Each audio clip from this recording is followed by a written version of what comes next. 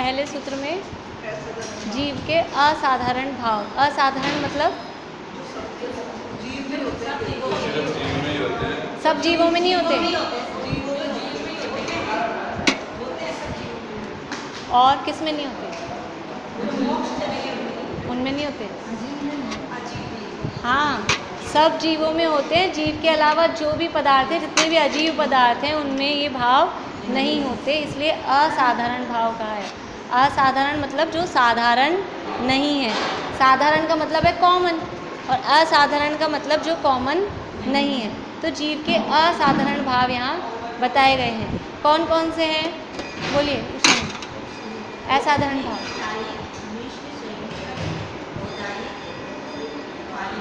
हाँ, औदायिक नहीं, औदयिक, औदयिक, औदयिक, ठीक है। बोलिए 5 भावों के नाम।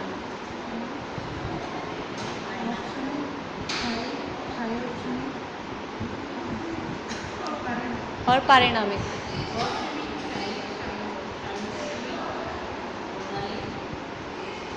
औदयिक, हाँ, और पारिणामिक, ये 5 भाव हैं। इसमें से औपशमिक भाव के कितने भेद हैं? बोलिए हमसे। औपशमिक भाव के कितने भेद हैं? बोलिए आप बोलिए।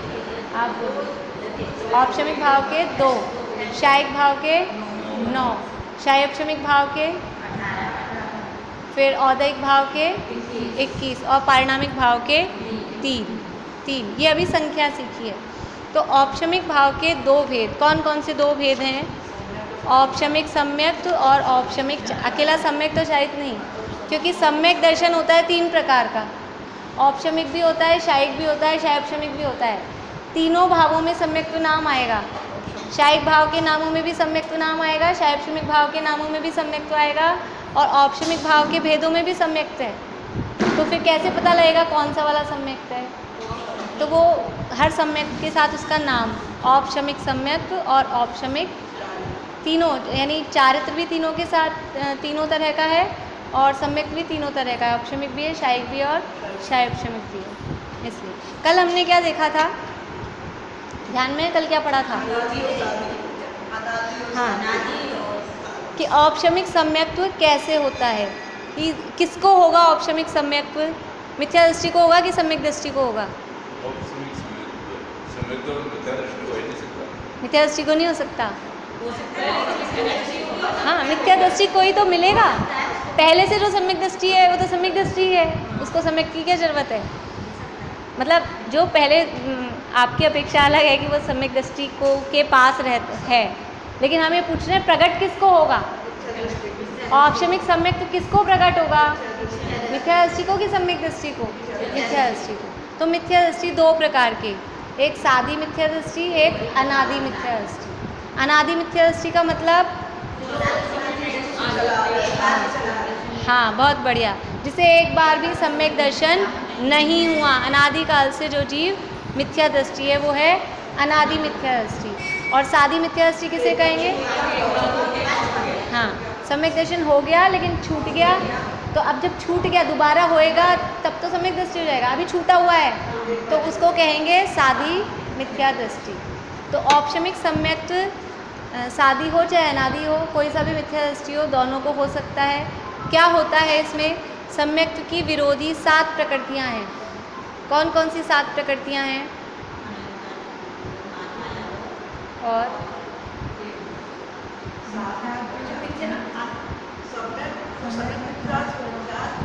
हाँ, दर्शन मोहनी की तीनों, दर्शन मोहनी की तीनों, मिथ्यात्व, सम्यक मिथ्यात्व और सम्यक्त प्रकृति, 3 दर्शन मोहनी की, और चारित मोहनी में से अनंतानुबंधी 4। ये जो 7 प्रकृतियाँ हैं ये सम्यक दर्शन की विरोधी हैं, ये सम्यक दर्शन को रोकती हैं। तो अनादि मिथ्या दृष्टि के पास ये 7 हैं कि कितनी हैं? अनादि मिथ्या दृष्टि के पास ये 7 हैं क्या? कितनी है?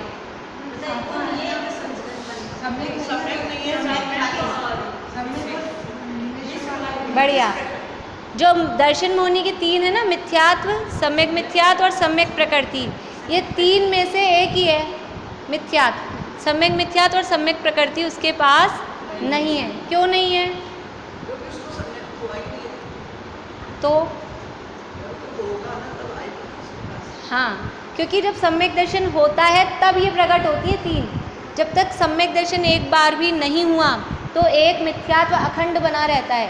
एक मिथ्यात्व रूपी महापर्वत वो अखंड बना रहता है जब तक सम्यक दर्शन नहीं हुआ। तो अनादि मिथ्या दृष्टि के पास एक मिथ्यात्व ही है, और जब पहली बार उपशम सम्यक दर्शन होता है उसका मतलब ये है कि उस मिथ्यात्व पे प्रहार पड़ता है। तो मिथ्यात्व पे जब प्रहार पड़ता है तो उस मिथ्यात्व के तीन टुकड़े हो जाते हैं, वो खंडित हो जाता है। तो एक बचता है मिथ्यात्व, दूसरा सम्यक मिथ्यात्व और तीसरा सम्यक्त्व प्रकृति। तो अनादि मिथ्या दृष्टि तो एक मिथ्यात्व और चार अनंतानुबंधी, इन पांच प्रकृतियों को दबाता है, तब उसका जो श्रद्धा गुण का निर्मल परिणमन होता है, उसकी जो श्रद्धा सम्यक होती है उसका नाम कहलाता है औपशमिक सम्यक्त्व। और अगर साधी मिथ्या दृष्टि है, उसके पास 6 हैं या 7 हैं, जितने टुकड़े उसके बचे हुए हैं, तो वो उनको दबाता है, उनको उपशमित करता है। तब जो उसकी श्रद्धा गुण में, अभी हमारी श्रद्धा कैसी चल रही है? विपरीत चल रही है। क्या विपरीत चल रही है? कल अपन ने बात की थी, क्या विपरीत चल रही है श्रद्धा? क्या उल्टी मान्यता चल रही है? हाँ, यही मैं हूँ, ये मान रखा है। मैं क्या हूँ इसकी खबर नहीं है, मैं कौन हूँ वास्तव में? मैं जीव हूँ, मैं आत्मा हूँ, लेकिन बस यही मान रखा है मैं गोरा काला मोटा पतला, ये जो शरीर का नाम है वही मैं स्त्री मैं पुरुष, ऐसा ही मान रखा है। ये हमारी विपरीत मान्यता है। शुभ भाव में सुख बुद्धि, पर पदार्थों में सुख दुख की कल्पना, ये जो हमारी मान्यताएं हैं आश्रव बंध तत्व संबंधी, ये सब विपरीत मान्यताएं हमारी चल रही है। तो जैसे ही ये मिथ्यात्व के टुकड़े होते हैं और ये दबता है, जब ये दब जाता है तो हमारी ये जो मान्यता है, ये जो श्रद्धा है, ये ठीक हो जाती है। ऐसा निमित्त नैमित्तिक संबंध है, जब तक वो मिथ्यात्व का उदय बना रहता है तब तक हमारी बुद्धि उल्टी चलती है। क्योंकि उसको उपमा किसकी दी है? मोहनीय कर्म को शराब की, कि शराब पी ले तो ऐसा होता है कि आदमी सब भूल जाता है, खुद को ही भूल जाता है, कुछ का कुछ बोलता है। तो ऐसे ही हमने मोह की शराब पी रखी है, तो वो मोह हमारे ऊपर हावी हो रहा है, तो हमको कुछ भान नहीं कि मैं कौन हूँ, इस अजीब शरीर कौन है, शरीर क्या है, अजीब कौन है, अजीब कौन है, ये सुख का कारण क्या है, दुख का कारण क्या है, कुछ का पता नहीं है अपने को। सुख के कारण को दुख का कारण मान रहे हैं, दुख के कारण को सुख का कारण मान रहे हैं, ऐसी उल्टी स्थिति चल रही है। तो जब वो कर्म दबता है, वो शराब का नशा कम होता है, उतरता है, तो सही हो जाता है आदमी, बुद्धि सही हो जाती है। ऐसे ही जब ये मोह का नशा दबता है, मोहनीय कर्म दबता है, तो वो श्रद्धा सम्यक हो जाती है, उसे बोलते हैं औपशमिक सम्यक। ठीक है, अभी औपशमिक सम्यक भी 2 प्रकार का होता है, वो उसकी यहाँ भी ज़रूरत नहीं है, आगे उसकी ज़रूरत आएगी तब हम बताएंगे उसको। अभी अपने को इतना ही पढ़ना है, ये औपशमिक सम्यक। ठीक है, इसके बाद में है औपशमिक चारित्र। औपशमिक चारित्र किसे कहते हैं? चारित्र गुण का घातक कौन सा कर्म है? चारित्र मोहनीय। सम्यक का घातक कौन सा कर्म था? दर्शन मोहनीय, मुख्य रूप से दर्शन मोहनीय, उसके साथ में अनंतानुबंधी भी है। और चारित्र गुण का घातक है चारित्र मोहनीय। तो अब जो औपशमिक चारित्र प्रकट होगा उसमें कौन से कर्म को दबाना होगा अपने को? चारित्र मोहनीय को, क्योंकि वो उसको घातक है ना, जो जिसको रोक रहा है तो उसको दबाओ तो ये अपना प्रकट हो जाएगा। तो चारित्र मोहनीय कर्म हमारे चारित्र नहीं प्रकट होने दे रहा। कौन कौन सा चारित्र नहीं प्रकट होने दे रहा? हाँ, कल उसके नाम बताए थे हमने आपको। नहीं, ये तो कषाय चारित्र के नाम, चारित्र के नाम बताने, अणुव्रत, महाव्रत, देश चारित्र, सकल चारित्र, यथाख्यात चारित्र, इस तरह के चारित्र। हाँ, अणुव्रत महाव्रत अपन ने अपनी भाषा में लिखा था। अणुव्रत महाव्रत रूप चारित्र को वो प्रकट नहीं होने दे रहा है। तो कौन कौन सी कषाएं हैं ये जो अणुव्रत महाव्रत को नहीं, अणुव्रत को रोकने वाली कौन सी कषाय है? अणुव्रत को रोकने वाली, जो अणुव्रत नहीं होने देती। प्रचला तो निद्रा का भेद है, कषाय। प्रत्याख्यानावरण है कि अप्रत्याख्यान? आप प्रत्याख्यान बोल रहे हो, बाकी सब अप्रत्याख्यानावरण कषाय। अप्रत्याख्यानावरण का अर्थ देखा था, थोड़ा, अ यानी थोड़ा सा भी, अल्प भी, प्रत्याख्यान यानी त्याग, और आवरण डाल रही है, नहीं होने दे रही, थोड़ा सा भी त्याग नहीं होने दे रही, आपको एक भी नियम नहीं लेने दे रही है कि आप एक अहिंसाणु व्रत ले लो, आप त्रस हिंसा की हिंसा का ही से ही बच जाओ, आप उसी का त्याग कर दो, इतना सा भी नहीं लेने दे रही आपको कि हम त्रस जीवों को नहीं मारेंगे, पानी वानी काम में लेते हैं, अग्नि वायु, तो इसमें स्थावर जीवों की हिंसा तो होती ही होती है। 5 स्थावर ध्यान में कौन से होते हैं 5 स्थावर? और पहला रह गया पृथ्वी, पृथ्वी जल अग्नि वायु वनस्पति, ये 5 है स्थावर। और त्रस किसे कहते हैं? 2 इंद्रिय से 5। तो जो अणुव्रत होता है, अणुव्रत में क्या होता है, त्रस हिंसा से विरक्त हो जाते हैं कि त्रस जीवों का घात नहीं करेंगे, स्थावर जीवों की हिंसा से विरक्त। ऐसा नहीं कहते हम स्थावर जीवों को मारेंगे, लेकिन उससे हम विरक्त नहीं है, वो होती है, क्योंकि भोजन बनाएंगे, व्यापार धंधा करेंगे, इन सब में ये स्थावर जीवों की हिंसा होती है, तो वो अणुव्रती है। जो त्रस हिंसा से विरक्त है यानी त्रस हिंसा का त्यागी है और स्थावर हिंसा का त्यागी नहीं है, उसे कहते हैं अणुव्रती। तो त्रस हिंसा का त्यागी का मतलब हम कौन सा मारते हैं? हम तो व्रत नहीं ले रखे, लेकिन आपके आगे चींटी रख दो तो मार देते हैं क्या अपन? हाँ, नियम नहीं है। देखो उसमें भी असली कौन सा होता है कि जैसे हम लोग जो मान लो बाजार का खा रहे हैं, जो हम आटे मसाले यूज़ ले रहे हैं, उसकी मर्यादा है बारिश के दिनों में 3 दिन की। 3 दिन से 1 सेकंड 1 मिनट भी ज़्यादा हो गया तो उसमें त्रस जीव पैदा हो जाते हैं उन सामानों में। तो हमको भले ही दिखते नहीं हैं, बारिश के दिनों में तो फिर भी दिख जाती हैं, कुछ लटे वटे हो जाती हैं, मान लो जैसे मैदा वैदा बाजार की लाओ तो उसमें दिख जाती है, पर वो तो बहुत वो महीनों बाद दिखती है। वो आपको तीसरे चौथे दिन आप देखो तो ऐसे दिखेगी नहीं, लेकिन क्योंकि केवल ज्ञानी भगवान ने कहा है कि 3 दिन की मर्यादा है कोई भी पिसी हुई चीज़ की बारिश के मौसम में, गर्मी में 5 दिन की, सर्दी में 7 दिन की, उससे ऊपर होते ही उसमें त्रस जीव हो जाते हैं। तो जो अणुव्रती है वो ऐसा अमर्यादित भोजन नहीं करेगा। पानी छाना, उसकी मर्यादा छने हुए की 48 मिनट है, आपने थोड़ा हल्का गर्म किया है तो 6 घंटे, या उसमें कुछ डाल दिया लौंग वगैरह तो 6 घंटे, और उबाल लिया पूरा तो 24 घंटे, ये पानी की मर्यादा बताई है। तो जो अणुव्रती है वो इस तरह की मर्यादा, ऐसा नहीं है अभी अपन बॉटल भर के लिया है छान के, अब 2-3 घंटे हो गए वही चल रही है, सुबह पानी एक बार मटका भर लिया, दिन भर वही चल रहा है, मतलब ऐसा वो उसके नहीं होगा। तो वो त्रस हिंसा का तो त्यागी है और स्थावर हिंसा का त्यागी नहीं, वो है अणुव्रती। और महाव्रती क्या होते हैं? जो त्रस हिंसा और स्थावर हिंसा दोनों प्रकार की हिंसा के त्यागी होते हैं। वो खुद अपने हाथ से ना पानी भरते हैं, ना छानते हैं, ना खाना बनाते हैं, ना अग्नि जलाते हैं, वो स्थावर हिंसा के भी त्यागी हैं। तो हम त्यागी नहीं है ना, हम त्यागी नहीं है ना, हमारा मकसद नहीं है, लेकिन फिर भी हम करते हैं। मकसद है ना, उससे हम मर्यादा बना रहे हैं, उससे हम थोड़ी हिंसा से हम ज़्यादा, थोड़ी हिंसा करके ज़्यादा हिंसा से बच रहे हैं। क्योंकि बार बार में पानी छानना वास्तव में ये अपन लोग जो करते हैं ना, ये उपाय नहीं है। बार बार में पानी छानना, फिर उसकी जीवानी करनी पड़ती है।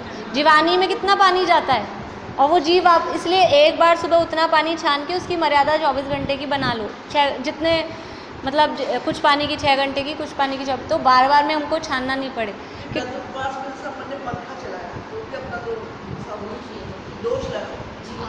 हाँ, अब वो देखो अभी अपन अणुव्रती तो जो जिस तरह का नियम लेता है, वो जैसा नियम जिसने लिया हो ना, व्रती स्थावर हिंसा का त्यागी नहीं है, वो कह रही हूँ मैं। तो ये स्थावर हिंसा है, मैं ये नहीं कह रही हूँ पंखा चलाओ लेकिन जो जितना है कर सकता है। हमको क्या होता है, फिर हम ओवर इमेज बनाते हैं, हम ओवर इमेज बनाते हैं। कोई अपने को ऐसा करता हुआ देखे तो उसकी उसमें है, उसकी बाउंड्री में है, वो चीज़ कर सकता है। नहीं करता है तो अच्छी बात है कि वो ये वाली हिंसा भी नहीं करे, लेकिन वो करता है तो इसका मतलब उसका लेवल गिर गया है, ऐसा नहीं है। लेकिन मुनि होके फिर अपने हाथ से पंखा चलाए, अपने हाथ से पानी गर्म करे, या कुछ और आरंभ के काम करे, तो वो गलत है, महाव्रती होती है। अभी अपन को ये समझ में आ गया ना, वो आजकल क्या होता है नहीं होता है, वो बातें अपने को करनी ही नहीं। तो हम तो चारित्र देख रहे थे, तो औपशमिक चारित्र ये है। ये सब जो बात हमने करी है ना, वास्तव में ये बाहर की है, इसका नाम चारित्र नहीं है वास्तव में। जब अंदर में असली चारित्र होता है तो बाहर में ही होता है। अकेले अणुव्रत का नाम, अकेले महाव्रत का नाम चारित्र नहीं है, ये है क्रिया शरीर की। पानी छान के पी रहे हैं, पंखा नहीं चला रहे हैं, ये शरीर की क्रिया है। चारित्र आत्मा का गुण है, चारित्र शरीर में नहीं होता।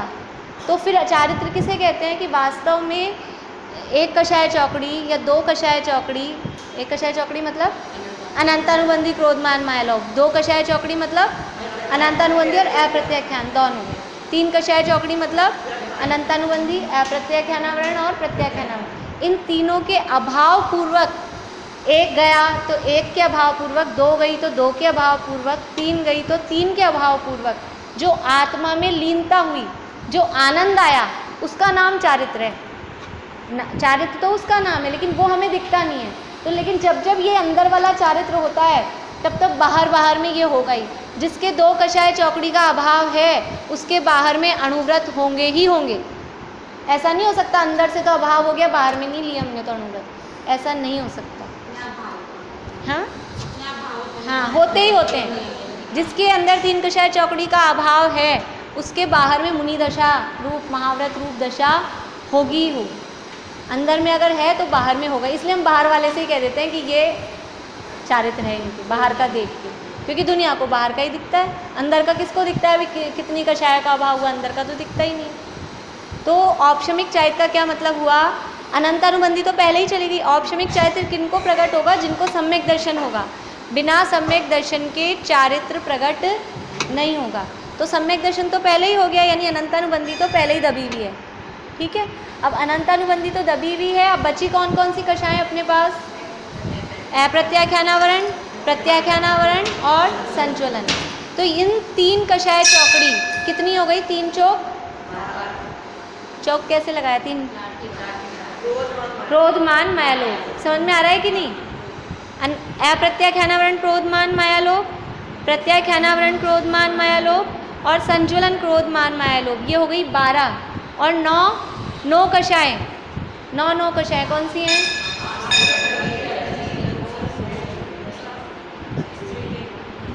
नपुंसक। ये 9 कषाएं, 12 और 9 कितना हो गया रानी आंटी? संतुलन को क्यों लिया? संचलन भी है ना इस। अभी ये औपशमिक चारित्र की बात कर रहे हैं हम, अभी हम मुनिराज की बात नहीं कर रहे। मुनिराज के संचलन नहीं दबती, लेकिन अभी हम बात कर रहे हैं औपशमिक चारित्र। औपशमिक चारित्र अलग चीज़ है, मुनिदशा अलग चीज़ है। जब तक मुनिराज हैं जो छठे सातवें गुणस्थान वर्ती हैं, उनके तो है शायोपशमिक चारित्र, वो अपना अगले वाले सूत्र में पढ़ेंगे। लेकिन औपशमिक चारित्र कहाँ से स्टार्ट होता है? श्रेणी के काल में, 7वें से ऊपर 8वें में। और वास्तव में तो औपशमिक चारित्र होता है 11वें में ही, लेकिन वो 8वें से ही कह देते हैं, श्रेणी चढ़ते हैं तब से ही। लेकिन निश्चय से देखा जाए तो 11वें गुणस्थान में जाके औपशमिक चारित्र होता है। तो औपशमिक चारित्र का क्या मतलब हुआ? कि चारित्र की घातक जो कषाएं थी उनको दबा देना। तो चारित्र की घातक 21 कषाएं थी।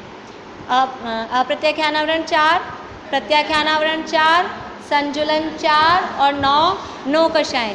इन 21 कषायों को जब आपने दबा दिया हमने, तो वो कहलाता है औपशमिक चारित्र। और इनको दबाने का प्रोसेस चालू होता है श्रेणी के काल में, यानी 8वें गुणस्थान से। 8वें गुणस्थान से इनको दबाने का प्रोसेस चालू होता है। 8वें गुणस्थान से पहले इनको दबाया नहीं जा सकता। कुछ भी करो, छठे सातवें गुणस्थान में भी इनको दबाया नहीं जा सकता, तब तक तो उनका क्षयोपशमी है। तो औपशमिक चारित्र प्रारंभ होगा, व्यवहार से कहें तो 8वें गुणस्थान से, और वास्तव में तो जब जो 11वां गुणस्थान है, उपशांत मोह जिसका नाम है, वहीं पे औपशमिक चारित्र होता है। तो समझ में आ गई ये बातें? ये माइंड में क्लियर रखना है। सम्यक्त्व की विरोधी कौन से प्रकृतियां हैं और चारित्र की विरोधी कौन सी प्रकृतियां हैं, ये आगे भी काम आएगा अपन। मोहनीय कर्म ही है सम्यक्त्व और चारित्र का विरोधी मोहनीय कर्म। अकेला कर्म देखेंगे मूल कर्म में, तो मोहनीय कर्म वो सम्यक्त्व का भी विरोधी है और चारित्र का भी विरोधी है। लेकिन मोहनीय कर्म के 2 भेद कौन कौन से? दर्शन मोहनीय और चारित्र मोहनीय। तो दर्शन मोहनीय सम्यक्त्व का विरोधी है और चारित्र मोहनीय चारित्र का विरोधी है। दर्शन मोहनीय के 3 भेद और चारित्र मोहनीय के 25 भेद। लेकिन इस 25 में से 4, शुरू वाले 4 अनंतानुबंधी क्रोधमान मायालोक, वो इसके साथ रहते हैं, दर्शन मोहनीय के साथ। है तो भेद इसके, लेकिन रहते हैं इसके साथ। तो सम्यक्त्व की विरोधी हो गई 7, 3 दर्शन मोहनीय की और 4 चारित्र मोहनीय की। 7 प्रकृतियां हैं सम्यक्त्व की विरोधी, और 28 में से 7 गई तो बाकी कितनी बच गई? 21 प्रकृतियां हैं वो चारित्र की विरोधी हैं।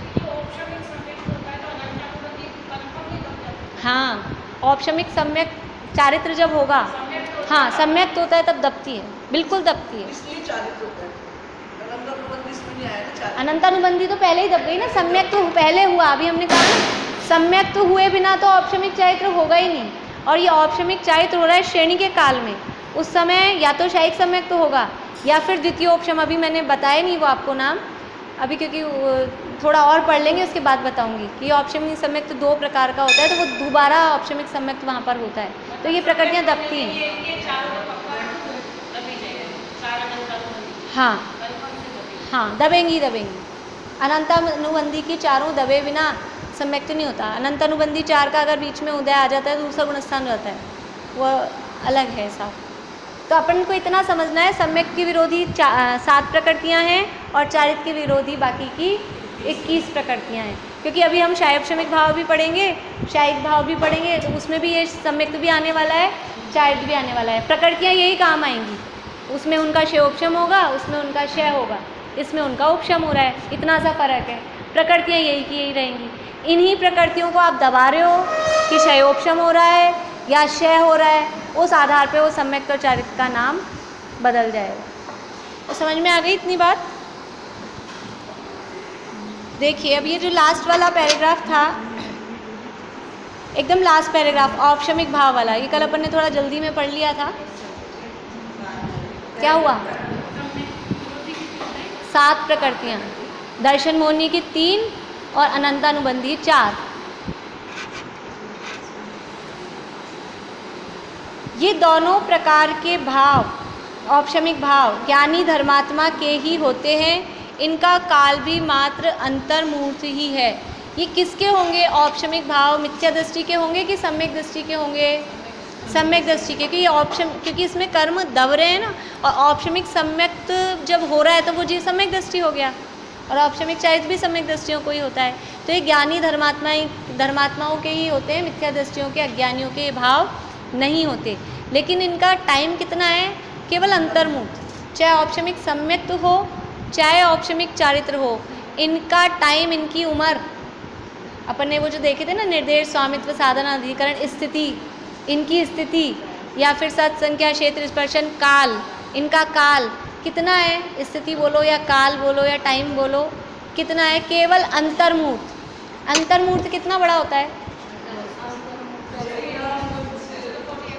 48 मिनट। 48 मिनट में 2 समय कम का मैक्सिमम अंतर्मूर्त होता है। अंतर्मूर्त के बहुत सारे भेद हैं। अंतर्मूर्त कहाँ से कहाँ तक होता है, ऐसा नहीं है अंतर्मूर्त हमेशा 48 मिनट का ही होता है। अंतर्मूर्त चालू होता है एक आवली एक समय से लेकर, लिख लो आप,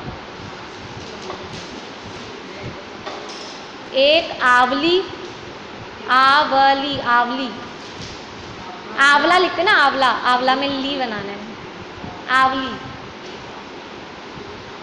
एक आवली प्लस एक समय, एक आवली प्लस एक समय से लेकर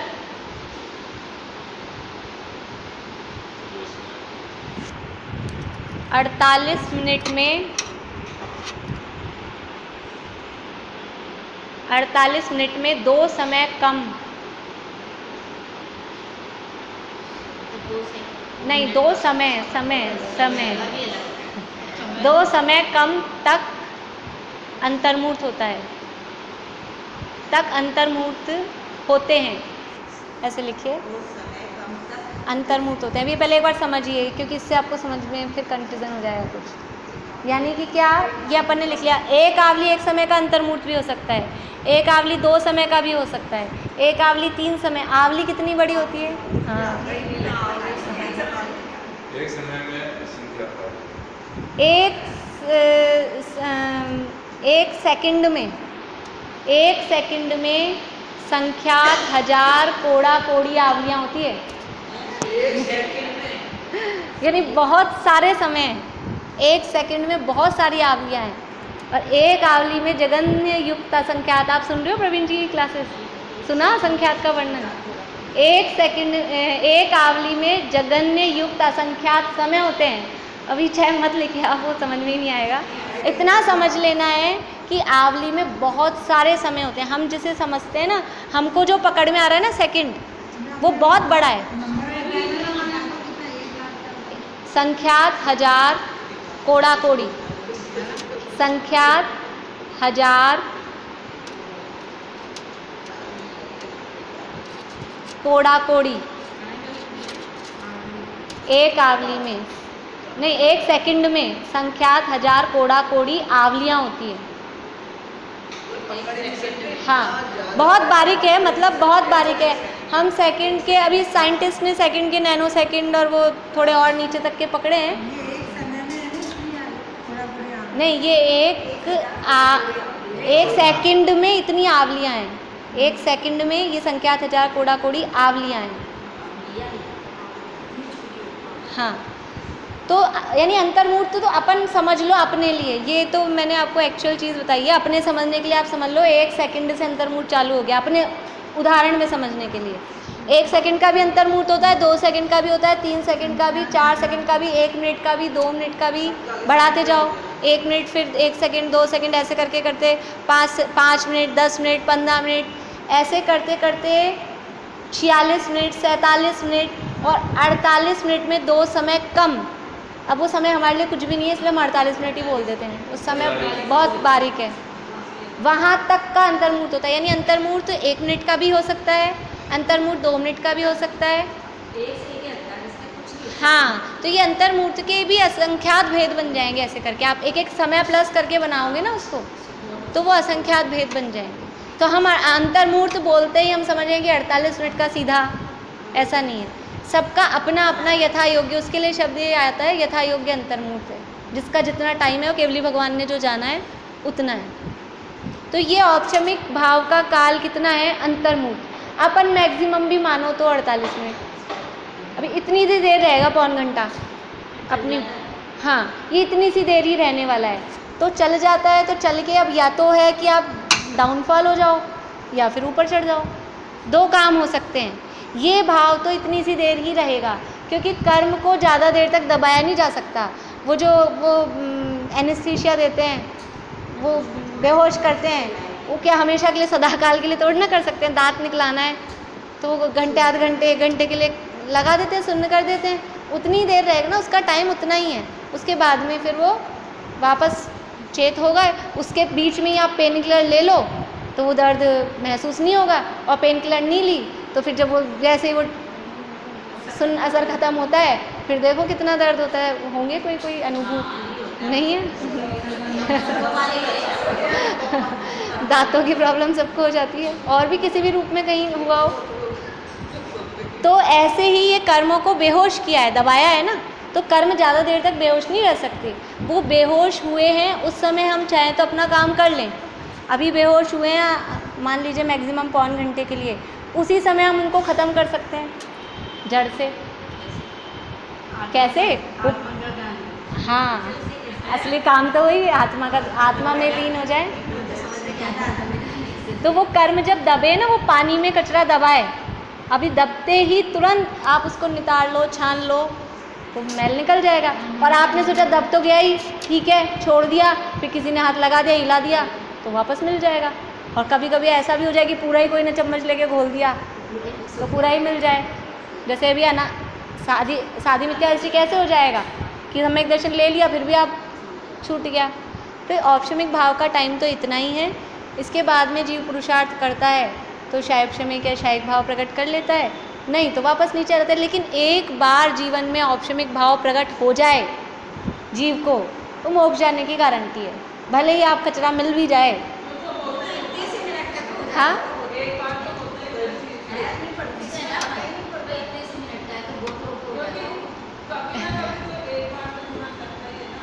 देखो अकेला ध्यान ऐसा हम जिसे तो हो जाए, नहीं, ये तो आत्मा का जो अनुभव है वो प्रगटता तो सेकंड्स में हो जाएगी। मेंटेन वो कितनी देर रहेगा, प्रगटता तो बहुत कम टाइम है उसके लिए। मेंटेन में भी इतनी देर 48 मिनट तक कंटिन्यू रहे कोई जरूरी नहीं है, उसमें भी मतलब मीडियम वाला हो सकता है, कुछ 10 मिनट रहे, 15 मिनट रहे, ऐसा। देखिए आप क्या पूछ रहे थे? कैसे करें? कभी तो किसी को होता ही होगा। होता है ना, जितने जीव मोक्ष गए हैं आज तक, जितने जीव मोक्ष गए हैं, इस औपशमिक भाव की प्रकटता के बिना कोई जीव मोक्ष नहीं गया। तो इतने अनंत सिद्ध हैं, सबको पहले, सब हमारे जैसे संसारी थे, सबको पहले ये, यानी मोक्ष जाने की पहली सीढ़ी धर्म का प्रारंभ, यहाँ लिखा होगा एक लाइन, यहाँ अभी नहीं लिखा, आगे 2-4 पेज बाद लिखा है, धर्म का प्रारंभ इसी भाव से होता है। जब भी कभी जीवन में धर्म यानी सम्यक दर्शन प्रकट होगा तो सबसे पहले औपशमिक सम्यक दर्शन ही होगा। कोई ये सोचे हम तो ज़्यादा पुरुषार्थ करेंगे या दबाने वबाने का काम नहीं करते अपन, तो सीधा ख़त्म, ऐसा कोई कर ही नहीं सकता। सबसे पहले कर्म दबेंगे ही दबेंगे। मोक्ष जाने के लिए मोक्ष मार्ग की प्रक्रिया में पहला कदम है औपशमिक सम्यक। इसके बिना मोक्ष मार्ग में प्रारंभ नहीं हो सकता, कदम नहीं रख सकते हम। तो ये कर्म की प्रकृतियाँ, जो 7 कर्म की प्रकृतियाँ हैं, ये सबसे पहले दबेंगी। और ये कब दबती हैं? ये तत्व विचार, जितना जीवन में तत्व विचार चिंतन मनन चलेगा उससे ये कर्म ढीले पड़ते हैं। पहले ढीले, इनकी यानी इनका प्रोसेस है, ऐसे ही नहीं है एकदम से दब गए, एकदम से ख़त्म हो गए। पहले ये मिथ्यात्व मंद होता है, गलता है धीरे धीरे। जैसे कि समझ लो कोई बड़ी मजबूत गांठ लगी हो कहीं, तो एकदम से नहीं खुलती है, पहले उसको अपन यूं यूं कुछ भी करके ढीला करते हैं। कोई ढक्कन टाइट बंद हो तो फिर क्या करते हैं, ऐसे ऐसे ठक ठक ठक ठक करके पहले ढीला करते हैं, गोला निकालते हैं नारियल में, तो उसका प्रोसेस क्या है, पहले धीरे धीरे ढीला करते हैं उसको। तो पहले ये मिथ्यात्व ढीला होता है, कमज़ोर पड़ता है। अभी हम ये पढ़ रहे हैं, सुन रहे हैं, तो इससे हमारा ये बेकार जा रहा है, हम तो मिथ्यादृष्टि रह रहे हैं, क्या फ़ायदा है? नहीं, हमारा मिथ्यात्व अभी ढीला पड़ रहा है, इससे ढीला, जो उसकी पकड़ थी ना ऐसे मजबूत, वैसे ढीली पड़ रही है। जैसे चंदन के पेड़ों पर अजगर सांप लिपटे रहते हैं और इतने मजबूत लिपटे रहते हैं कि आप निकालना चाहो, चंदन का पेड़ लकड़ी चाहने वाले उनको निकाल नहीं पाते, ऐसे उतरते नहीं है वो वहाँ से। तो क्या करते हैं, मोर की आवाज़ करते हैं, क्योंकि मोर उसका दुश्मन है, जिंदा निकल जाता है मोर उसको। तो मोर उसका दुश्मन है, तो मोर की आवाज़ सुनते ही उसकी जो इतनी मजबूत पकड़ थी ना कि टूट जाए तो भी हटे नहीं वहाँ से, वो सब ढीली पड़ जाती है, एकदम उसकी पकड़ ढीली पड़ जाती है। ऐसे ही ये जिनवाणी माता रूपी मोर की आवाज़ सुन के ये जो कर्मों की पकड़ थी अजगरों की, वो ऐसे ढीली पड़ जाती है। तो अभी हमारी जो कर्मों की पकड़ है वो ढीली पड़ रही है। और फिर अगर अब ढीली तो पड़ी और फिर आपने वो अजगर ढीले होते हैं आपने उनको नहीं निकाला, तो क्या होगा, 2-4 मिनट बाद वापस जकड़ जाएंगे वो, तो क्योंकि उनके बॉडी में गर्मी ज़्यादा होती है ना, वो चंदन होता है ठंडा, वो चंदन पे लिपटे रहते हैं, इसलिए तो वापस। अब हमारे क्या होता है, यहाँ ढीले पड़े और वापस 23 घंटे में क्या होता है फिर आते हैं 23 घंटे बाद, और फिर वो 2-4 दिन का गैप पड़ जाए, 10 दिन का गैप पड़ जाए, तो पूछो तो हमको क्या करना है, ये वाली मेहनत को बेकार नहीं करना। कुछ भी सुनाओ, एक लाइन का भी विचार दिन भर चले, कुछ भी थोड़ी थोड़ी देर में कोई बात याद आ जाए, परद्रव्यों में सुख नहीं है, मैं शरीर का करता नहीं हूँ, ये शरीर मैं नहीं हूँ, ऐसी कोई भी, जो छेड़ाला में पढ़ी ना हमने, भेद विज्ञान की बातें थी वो सारी, तो उससे वो हमारी पकड़ ढीली रहती है। और वो पकड़ ढीली होएगी तो फिर एक दिन धीरे धीरे, जब किसी दिन जोर का प्रेशर हमारा होगा, अपनी आत्मा की तरफ का जोर होगा, तो वो दब जाएंगे। लेकिन बिना ढीले हुए दबेंगे नहीं। हम सोचे ऐसे ही दबा दें आज ही जाके, आज भी कर सकते हैं, आज भी कर सकते हैं, ऐसा नहीं आज नहीं कर सकते, लेकिन वो आज भी वो पहले ढीले होंगे तभी दबेंगे। ये इसका प्रोसेस ही यही है। बिल्कुल है, बिल्कुल है। पंचम काल में सम्यक दर्शन, पंचम गुण स्थान स्त्रियों को और पुरुषों को 7 गुण स्थान हो सकते हैं अभी इस पंचम काल में। मुनि बन के 3 कषाय चौकड़ी के अभाव पूर्वक 6ठा 7वां गुण स्थान पुरुष लिंग वाले, और स्त्रियां 5वां गुण स्थान 2 कषाय चौकड़ी के अभाव पूर्वक वो प्राप्त कर सकते हैं। सम्यक दर्शन तो प्राप्त कर ही सकते हैं। सम्यक दर्शन तो पशुओं को भी हो जाता है, नारकियों को भी हो जाता है, हम तो मनुष्य हैं, क्यों नहीं हो सकता? होना ही चाहिए, लेना ही चाहिए, करना ही चाहिए।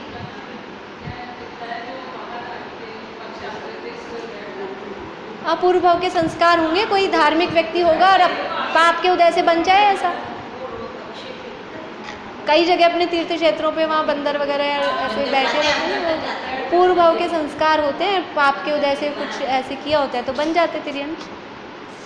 तो देखिए ये दोनों प्रकार के औपशमिक भाव ज्ञानी धर्मात्मा के ही होते हैं। इनका काल भी मात्र अंतर्मूर्त ही है। इस कारण औपशमिक भाव वाले जीवों की संख्या सबसे कम होती है। अब जब इनका टाइम इतना सा है तो इसमें जीव कितने होंगे? और भावों से इसमें जीव सबसे कम हैं, क्योंकि टाइम ही कम है, इतनी कम देर के लिए होता है, तो इसमें जीव कितने मिलेंगे? इतनी सी देर के लिए हुआ, फिर तो कोई जीव या तो शैक्षणिक भाव में चल जाएंगे या शायिक भाव में चल जाएंगे या वापस औदैहिक भाव में आ जाएंगे। तो वो इसलिए क्योंकि इसका टाइम कम है, इसलिए इस भाव वाले जीवों की संख्या सबसे कम होती है। यही कारण है कि उक्त 5 भावों में औपशमिक भाव का उल्लेख आरंभ में किया गया है। इसलिए सबसे पहले इसको सबसे पहले क्यों रखा? सबसे पहले औदैहिक को रख देते, क्योंकि इसका टाइम कम है, तो इसलिए इसमें जीवों की संख्या भी सबसे कम है। संख्या के आधार पर यहाँ पे क्रम रखा है कि जिसमें जीव सबसे कम है वो सबसे पहले, फिर जिसमें उससे ज़्यादा है वो उससे ज़्यादा, उसके बाद फिर उससे भी ज़्यादा है वो उसके बाद, इस तरह से इसमें जीवों के इसका जीवों की संख्या कह रहे, भेदों की संख्या नहीं, भेदों की संख्या नहीं। भेद तो इसके 2 हैं और पारिणामिक भाव के 3 हैं, तो इसके बाद पारिणामिक को रखना चाहिए, भेदों के आधार पे नहीं रखा। जीव इसमें औपशमिक भाव वाले जीव दुनिया में कितने मिलेंगे? तो औपशमिक भाव पाया जाएगा चौथे गुणस्थान से प्रारंभ होगा, चौथे में पाया जाएगा। गुणस्थान एक बार लिखे थे ना हमने नाम, थोड़ा सा नंबर से ख्याल में आएगा, नहीं तो मैं सोच रही थी क्योंकि गुणस्थान जब तक थोड़ा बहुत माइंड में नहीं हो तो वो इसमें गुणस्थान भी बताने पड़ेंगे कि कौन से गुणस्थान में ये वाला भाव पाया जाएगा। नेक्स्ट क्लास जब होगी तो थोड़ा सा एक बार गुणस्थानों का सामान्य बताना पड़ेगा। हाँ, तो औपशमिक भाव प्रारंभ होगा चौथे गुणस्थान से। कहाँ से प्रारंभ होगा? चौथे से। 5वें में भी होगा और छठे 7वें में, यानी चौथे से लेके छठे 7वें तक ये तो रहेगा औपशमिक सम्यक्त। औपशमिक सम्यक्त कौन से गुणस्थान में पाया जाएगा? चौथे में, 5वें में और छठे 7वें में। ये 4 गुणस्थानों में पाया गया। तो इन 4 गुणस्थानों में जीव हुए।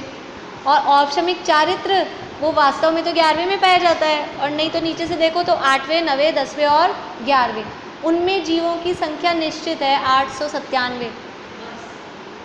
8वें गुणस्थान में 897, 9वें में 897, 10वें में 897 और 11वें में तो प्लस कर लो कितने होंगे? 803, 3,500 4,000। हर काल में नहीं, अधिक से अधिक मैक्सिमम, जो अभी मैक्सिमम वाली संख्या, मैक्सिमम जो 3 कम 9 करोड़ निकालते ना, हाँ अपन 3 कम 9 करोड़ में 8वें, 9वें, 10वें, 11वें में इतनी संख्या आती है, ऐसी संख्या। तो आप 3-4 हज़ार मान लो अप्रॉक्सीमेट, 3,500-4,000 जो भी आई, इतने से जीव हैं। और वैसे जीव कितने हैं? टोटल जीव कितने हैं दुनिया में? अनंत हैं। तो पारिणामिक भाव कितने जीवों में पाया जा रहा है? पारिणामिक भाव तो सब जीव में, निगोदिया में भी है, हम में भी है, सिद्धों में भी है। तो पारिणामिक भाव वाले जीव हैं अनंत, और औपशमिक भाव वाले जीव हैं कुछ। औपशमिक सम्यक में यदि भी असंख्यात जीव होते हैं, लेकिन वो बहुत कम है, उसके अनंत के आगे बहुत कम है। औपशमिक चारित्र में तो लिमिटेड ही है, संख्यात अपन ने गिना दिए उतने से ही हैं। औपशमिक सम्यक में ज़्यादा होते हैं, लेकिन फिर भी कंपैरेटिवली उससे बहुत कम है, जीव बहुत कम है उसमें। यानी कितने लोगों के पास अभी औपशमिक सम्यक तो पाया जा रहा है यहाँ पे? मान लो अपन इतने जन हैं 10-15, तो उसमें से 2 जनों के पास है, और शायपशमिक भाव वो 10 जनों के पास है, और पारिणामिक भाव वो सबके पास है। अगर हम ऐसे निकालें कि यहाँ पर मनुष्य कौन कौन है, तो मनुष्य तो सब हैं, और स्त्रियाँ और पुरुष, तो उसमें फ़र्क पड़ेगा, लेकिन मनुष्यपने में सब मनुष्य हैं। तो पारिणामिक भाव है वो तो मनुष्यपने जैसा है, और ये स्त्री पुरुष है, ये औपशमिक भाव, शायपशमिक भाव ऐसा है। तो वो वहाँ जीवों की संख्या देख रहे हैं। तो औपशमिक भाव का क्योंकि टाइम कम है, इसलिए उसमें रहने वाले जीवों की संख्या भी कम है, क्योंकि वो कम देर तक रहता है, तो जीव उसमें अपने आप ही ऑटोमेटिकली कम पाए जाएंगे, इसलिए इसको सबसे पहले यहाँ पर रखा गया है। उसके बाद में अब आगे अपन चलाएंगे शायिक भाव। तो शायिक भाव को सेकंड नंबर पे क्यों रखा? पारिणामिक भाव आएगा ना, जीवत्व है, जीवपना। पारिणामिक भाव का मतलब है अनादि अनंत जो स्वभाव, उस स्वभाव का कभी अभाव नहीं होगा, तो वो सिद्धों में भी रहेगा, वरना जीव ही नहीं रहेंगे। हाँ, अगर उस पारिणामिक भाव का अभाव हो जाए तो जीवपना जिसके कारण है, वरना सिद्ध भगवान तो अजीव हो जाएंगे, जड़ हो जाएंगे। तो वो जीवपना, उसका नाम ही जीवत्व है। अभी आएगा ना, अपन पढ़ेंगे उसको। अभी टाइम लग रहा है, इतनी जल्दी नहीं हो पा रहा, कोई बात नहीं। और क्या, कल बताइए टाइम तो फिर यही जल्दी का ही रख पाएंगे।